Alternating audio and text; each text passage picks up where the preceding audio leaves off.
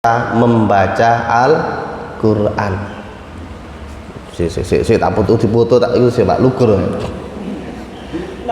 Jadi ketika kita membaca Al-Quran itu yang jelas insya Allah Quran panjenengan sedaya semerap.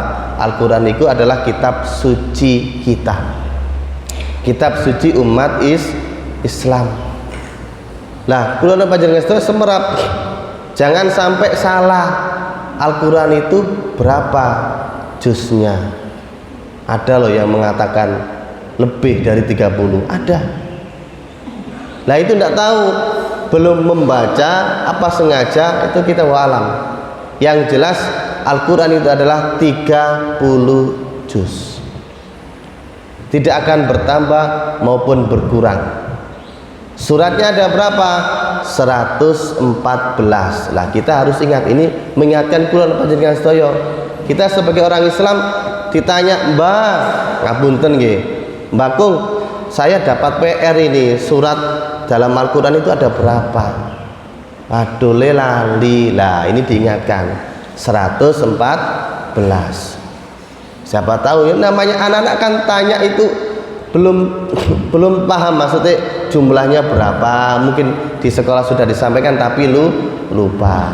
Ada 114 ayatnya. Itu saya pernah mendengar ya, memang dari apa dulu itu ben gampang ilingane, itu jumlah ayatnya adalah 6 nya 4 kali nggih ngoten, 6.666. Itu dulu saya dapatkan seperti itu. Kenapa? Awalnya 6, akhirnya 6, ben gampang. Gampang apa? Gampang ilingane. Tapi ketika kita lihat di Al-Quran, setelah dihitung, itu angkanya cantik. Al-Quran itu ayatnya adalah 6.000, masih ada kaitannya dengan 6 gitu. Di 6.236. 6 dibagi 2 ada 3 loh, 6 2 3, 2 kali 3 ada 6, 6 kali 1 depan 6 akhirannya juga 6. Jadi 6.236 itu jumlah ayat Al-Quran. Maka dari itu ma'asyiral muslimin jamaah rahimakumullah, yang pertama, mengapa kita harus membaca Al-Quran? Karena Al-Quran itu adalah untuk kita dan tentang kita. Siapa yang menyampaikan? Allah Subhanahu wa Ta'ala dalam surat Al-Anbiya, surat yang ke-21 ayat yang ke-10. A'udzubillahi minasyaitonirrajim. Laqad anzalna ilaikum kitaban fihi dzikrukum afala taqilun. Artinya kurang lebih mekaten, sungguh telah kami turunkan, anzalna kami turunkan, ilaikum kepadamu, kitaban kitab yang namanya Al-Quran, fihi yang di dalamnya, dzikrukum terdapat peringatan bagimu. Jadi Al-Quran itu memberikan peringatan bagi kita semua. Kita sebagai manusia jangan luput, jangan lupa, dan jangan jauh dari Al-Quran. Kemudian afala ta'qilun, seringkali afala ta'qilun, afala tatadzakkarun. Maka apakah kamu tidak mengerti? Loh, diilingno. Al-Quran itu untuk kita dan tentang kita. Maka dari itu harus kita pelajari, mulai dari surat Al-Fatihah hingga surat An-Nas. Monggo sareng-sareng dibaca pelan-pelan, sehingga apa? Tahu, oh benar Al-Quran ini adalah pedoman hidup kita. Itu yang pertama. Yang kedua, terkait dengan itu, Al-Quran juga sebelumnya, mohon maaf, membahas tentang semua yang Allah berikan, Allah, hari pembalasan, surga, neraka, dan lain sebagainya, kisah para nabi dan lain sebagainya. Semua itu ada pada Al-Quran. Alasan yang kedua, Al-Quran adalah hadiah abadi dan bimbingannya dari Allah Subhanahu wa Ta'ala. hadiah. Al-Quran itu adalah hadiah kepada manusia dari Allah Subhanahu wa Ta'ala. Sehingga apa? Dengan hadiah ini yang menjadi pedoman hidup itu adalah untuk kita, hidup kita diberi hadiah, alhamdulillah, sebagai pedoman. Maka yang pertama dalam surat Al-Isra ayat 9, Al-Isra itu ayat surat ke-17. Di situ Allah sampaikan, sungguh Al-Quran ini memberi petunjuk ke jalan yang paling lurus dan memberi kabar gembira kepada orang mukmin yang mengerjakan kebajikan bahwa mereka akan mendapat pahala yang besar. Jadi kabar gembira itu adalah pahala yang besar bagi yang berbuat baik, berfastabiqul khairat. Dalam surat Al-Jasiyah ayat 45 itu Allah sampaikan, a'udzubillahi minasyaitonirrajim, man amila sholihan falinafsi. Man sapane wong, man barang siapa, amilan sholihan beramal soleh, kebaikan yang kita lakukan, falinafsi. Fa itu dalam bahasa Arab artinya maka, li itu artinya untuk. Jadi kalau kita membaca li itu dalam Al-Quran adalah untuk, falinafsi, maka untuk diri sendiri. Jadi kebaikan yang kita kerjakan itu bukan untuk orang lain, tapi adalah untuk diri kita sendiri. Ma'asyiral muslimin jamaah rahimakumullah. Yang ketiga, Al-Quran adalah sarana untuk berkomunikasi dengan Allah Subhanahu wa Ta'ala. Dengan Al-Quran kita bisa komunikasi. Kira-kira kerasa enggak? Terasa atau tidak? Ini Rasulullah yang menyampaikan, Nabi yang menyampaikan. Ketika ketika manusia melakukan ibadah sholat, dalam percakapan, ketika hambanya berkata alhamdulillahi rabbil alamin, Allah berfirman, hambaku memujiku.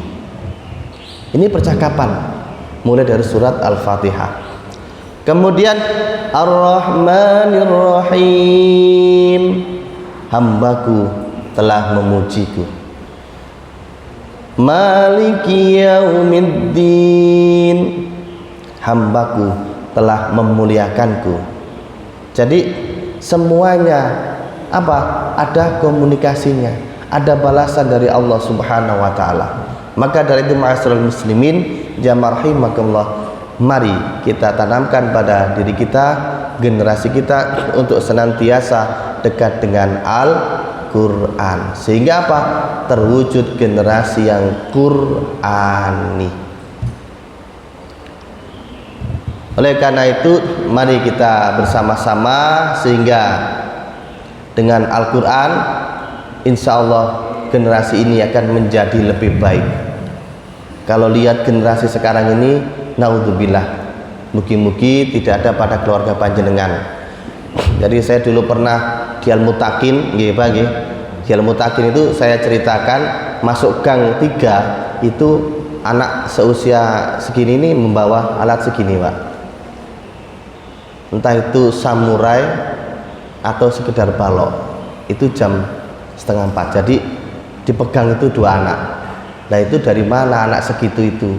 Kok masih bermain di luar? Nah, orang tuanya kemana? Saya berpikir seperti itu. Terus kalau semisal itu samurai beneran, di mana tempat nyimpan alat yang seperti itu? Ini generasi sekarang. Jadi kalau jam 2, jam 3 itu banyak anak-anak remaja itu berkeliaran, yang dibawa ya celurit, golok, balok. Nah, itu kan kasihan generasi-generasi nanti. Maka dari itu mari kita diberikan amanah untuk senantiasa menjaga diri kita bersama keluarga kita. Oleh karena itu ma'asyiral muslimin jamaah rahimakumullah, ketika kita kehidupan pribadi sudah diatur, maka kehidupan keluarga pun juga diatur. Sholatnya, mengajinya, infaknya, Sehingga apa? Dengan infak itu banyak manfaatnya. Dengan mengaji itu apa? Mengurangi lisan untuk berbuat berkata yang jelek. Kenapa? Karena senantiasa digunakan untuk membaca kitab Allah. Senantiasa dibaca maka yang baik-baik, mengurangi apa? Bicara yang tidak ada manfaatnya, mengurangi bicara yang tidak ada berniaga, tidak ada nilainya berniaga dengan Allah Subhanahu wa taala. Dengan apa? Mengaji, kemudian mendirikan sholat. Ini kan tanaman diri kita, di keluarga juga harus ditanamkan. Mengapa demikian? Karena dalam surat At-Tahrim ayat yang ke-6 di situ Allah sampaikan, hai orang-orang yang beriman. Panggilannya adalah untuk orang-orang yang beriman. Qu anfusakum, jagalah dirimu, wa ahlikum nar, dari siksa api neraka. Jadi panggilan kita sebagai orang beriman menjaga diri agar terhindar dari siksa api neraka. Kenapa demikian? Karena neraka itu bahan bakarnya dari manusia dan batu. Kenapa kok batu? Iya, ulama mengatakan batu itu ibaratnya adalah batu berhala yang dulu disembah para masyarakat pada zaman dulu. Jadi mungkin kita mencari kenapa kok batu, apa salahnya batu? Karena menjadi sesembahan, menjadi berhala. Maka dari itu ma'asyiral muslimin jamaah rahimakumullah, mari kita ingatkan diri kita bahwasanya kewajiban kita, diri kita, keluarga kita senantiasa untuk mendekatkan diri kita kepada Allah Subhanahu wa taala. Dengan cara apa? Yatsluna kitaballah, membaca Al-Qur'an. Sekarang sudah banyak caranya. Ketika lisan tidak bisa membaca, mohon maaf Pak, susah, pakai HP.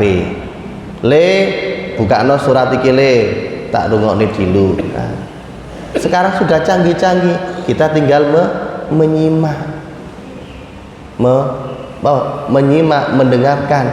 Apa maksud dari baca tadi? Juga banyak sekali. Maka dari itu ma'asyiral muslimin jamaah rahimakumullah, mari kita ingatkan diri kita bahwasanya mari kita jaga dengan membaca Al-Qur'an, mendirikan sholat 5 waktu, berinfak. Kemudian mengapa sih kok membaca Al-Qur'an? Karena itulah merupakan salah satu cara bakti kita kepada orang tua kita. Kapan itu akan terwujud? Nanti ketika hari akhir itu telah tiba, Al-Quran ini akan melaksanakan tugasnya, mendatangi semua para pembaca Al-Quran, didatangi satu persatu. Kemudian setelah Al-Quran itu mendatangi para pembacanya, yang didatangi adalah kedua orang tua kita. Apa yang dibawakan? Mahkota yang tidak pernah dilihat oleh manusia selama di dunia. Lah, percaya apa tidak? Kita harus yakin itu. Kalau kita tidak percaya, perlu survei. Kalau survei itu ya ada waktunya, ada prosesnya. Meninggal dulu lah, kita sudah meninggal apakah bisa kembali? Tidak bisa. Maka dari itu ma'asyiral muslimin jamaah rahimakumullah, mumpung masih diberikan sehat, mumpung masih diberikan kesempatan, mari kita isi bahwasanya kita sebagai warga Muhammadiyah tentunya ada pedoman hidup Islami warga Muhammadiyah kita jalankan, kita lakukan dengan sebaik mungkin. Oleh karena itu ketika kita mengatakan membaca Al-Quran itu bisa adalah untuk fali nafsi, untuk diri sendiri, untuk diri kita. Ketika mendirikan sholat itu hablum minallah, hubungan kita dengan Allah Subhanahu wa ta'ala. Ketika dengan infak itu adalah hablum minan nas. Lah, apa sih fungsinya, peranannya dari infak itu? Yang pertama, manusia itu adalah makhluk sosial, makhluk satu yang dengan yang lain saling membutuhkan.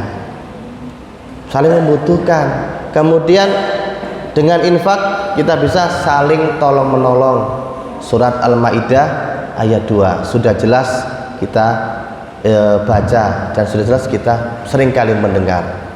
Wa ta'awanu 'alal birri wat taqwa. Saling tolong menolong. Kemudian dengan infak ini dikumpulkan bersama. Tadi sudah ada untuk ambulan gratis. Nah, ini kan infak, pemberdayaan penggunaan infak. Selain mungkin ambulan gratis, mungkin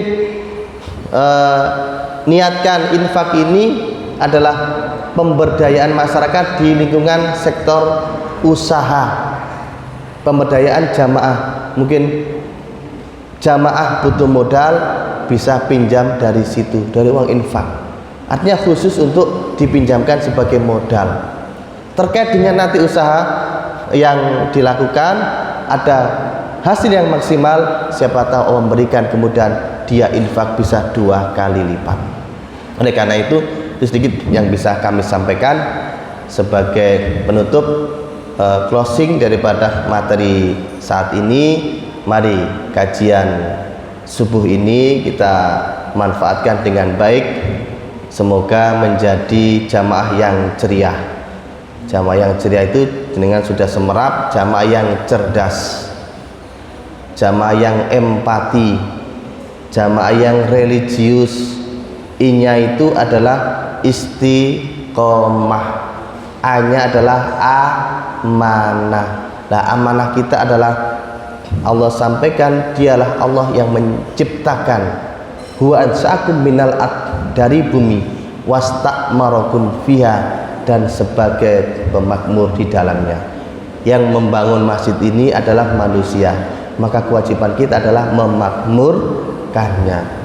Demikian yang bisa kami sampaikan. Bila mana ada kebaikan, itu adalah datangnya dari Allah Subhanahu wa ta'ala. Bila mana ada sesuatu yang kurang baik, itu adalah kekhilafan bagi saya, mohon tidak disebarluaskan. Ihdinas siratal mustaqim, fastabiqul khairat. Wassalamualaikum warahmatullahi